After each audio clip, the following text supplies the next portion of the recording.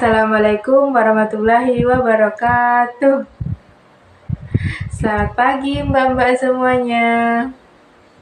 Bagaimana kabarnya nih? Sehat? Wah, alhamdulillah sehat ya. Apakah siap mengikuti pelatihan hari ini? Wah, tampaknya sudah siap semua. Baik, saya absen dulu ya. Apakah ada yang tidak masuk? Wah, alhamdulillah masuk semua ya. Sebelum memulai pelatihan hari ini, marilah kita berdoa terlebih dahulu. Berdoa saya pimpin, berdoa mulai.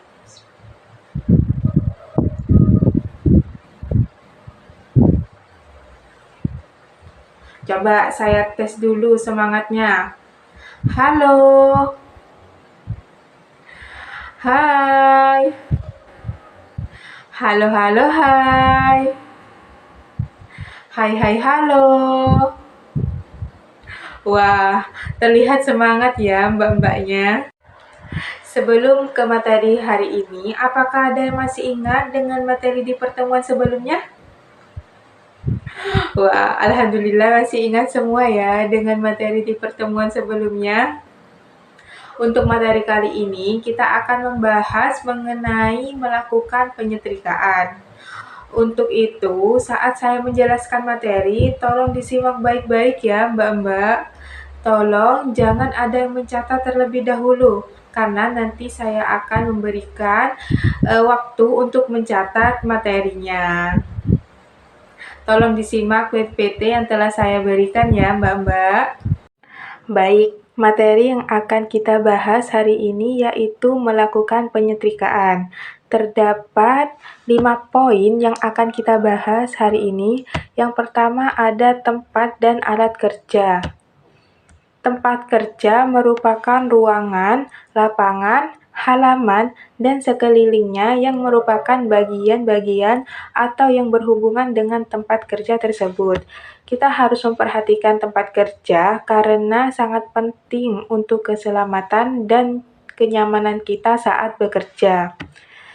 Yang selanjutnya yaitu alat kerja. Alat kerja adalah suatu alat ataupun bisa berbentuk tempat yang gunanya adalah untuk mendukung berjalannya pekerjaan. Alat kerja yang digunakan untuk melakukan penyetrikaan yaitu setrika listrik, setrika uap, meja setrika, penyemprotan baju, gantungan baju, dan boneka jahit. Contoh alat kerja yang pertama ada setrika listrik otomatis. Yang kedua ada setrika uap. Yang ketiga ada meja setrika. Nah, yang selanjutnya yaitu ada penyemprot air, ada gantungan baju, dan boneka jahit. Nah, untuk poin kedua, tolong dibacakan Mbak Devi. Macam-macam tekstil yaitu katun, rayon, wol, dan sutra. Wah, terima kasih Mbak Devi telah membacakan poin yang kedua. Selanjutnya yaitu poin ketiga, cara menyetrika bagian-bagian pakaian sesuai temperatur yang sudah diatur. Nah, di sini terdapat link yang dapat mbak-mbaknya akses apabila kurang jelas dalam penjelasan saya di materi kali ini. Nah, untuk cara menyetrika, tolong dibacakan Mbak Herrera. Cara menyetrika: 1. Selalu periksa label instruksi pada pakaian. Setrika pakaian sesuai anjuran suhu setrika agar pakaian tidak rusak. 2. Pisah dan pilah pakaian yang akan disetrika. Bagi pakaian yang akan disetrika menjadi 3 bagian. Pakaian berbahan tipis, berbahan tebal, dan berbahan sangat tipis dan lembut. Setrika pakaian sesuai urutan tersebut untuk menghemat listrik. Yang ketiga, setrika pakaian dengan sistematis.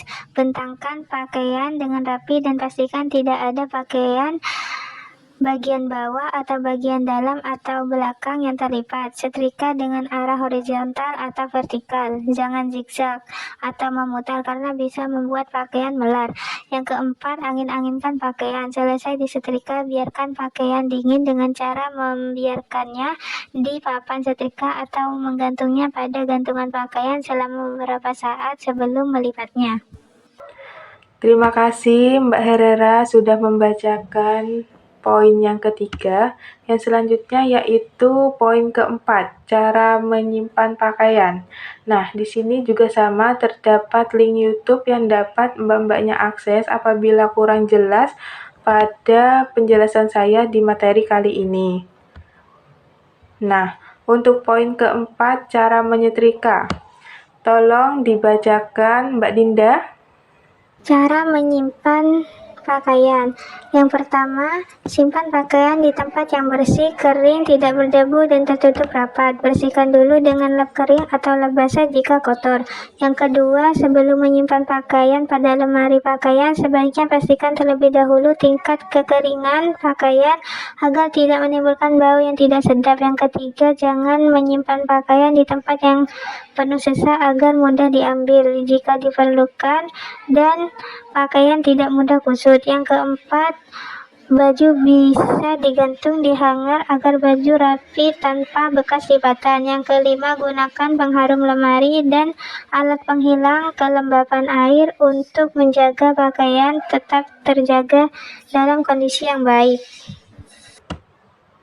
Nah, terima kasih Mbak Dinda telah membacakan poin yang keempat.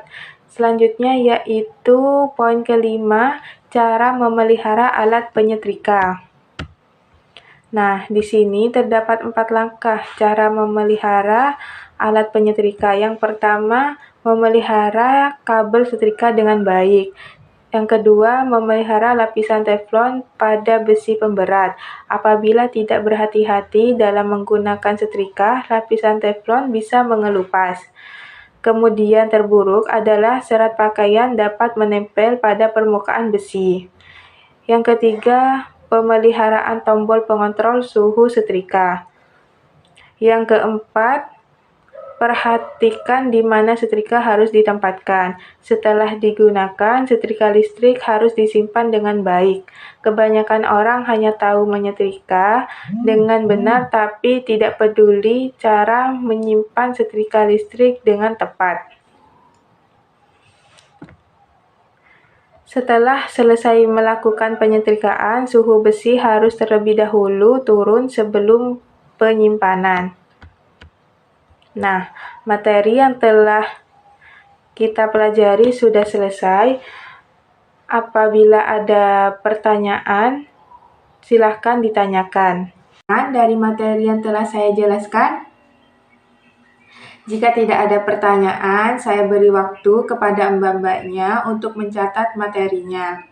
Selanjutnya, jika sudah mencatat materi, saya akan memberikan tugas terkait mengisi lembar soal uraian dan mempraktekkan penyetrikaan dengan menggunakan setrika listrik. Nah, dari tugas yang saya berikan, apakah ada pertanyaan? Apakah dipahami? Waktu pengerjaan tugas yang saya berikan, saya beri waktu masing-masing tugas yaitu 25 menit. Silahkan mbak-mbaknya untuk mengerjakan ya. Nah, waktu pengerjaan sudah selesai. Silahkan mbak-mbaknya yang sudah mengisi lembar soal uraian, silahkan dikumpulkan di depan. Nah, dari pembelajaran hari ini, apakah ada yang bisa menyimpulkan materi yang kita pelajari hari ini? Wah, sepertinya masih malu-malu ya mbak-mbaknya.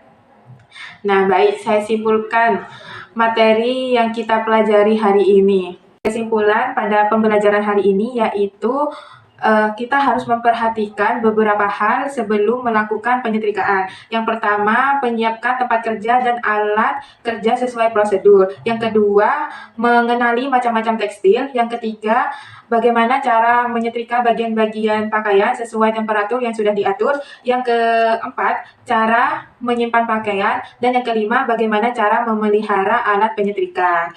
Nah, itu kesimpulan pada materi hari ini. Baik, karena waktunya sudah habis, saya tutup pembelajaran hari ini dengan mengucapkan Alhamdulillah. Alhamdulillahirabbil alamin. Nah, terima kasih kepada mbak-mbaknya yang telah berpartisipasi dalam mengikuti pelatihan hari ini. Semoga kita semua tetap semangat untuk mengikuti pelatihan berikutnya. Sekian pembelajaran hari ini.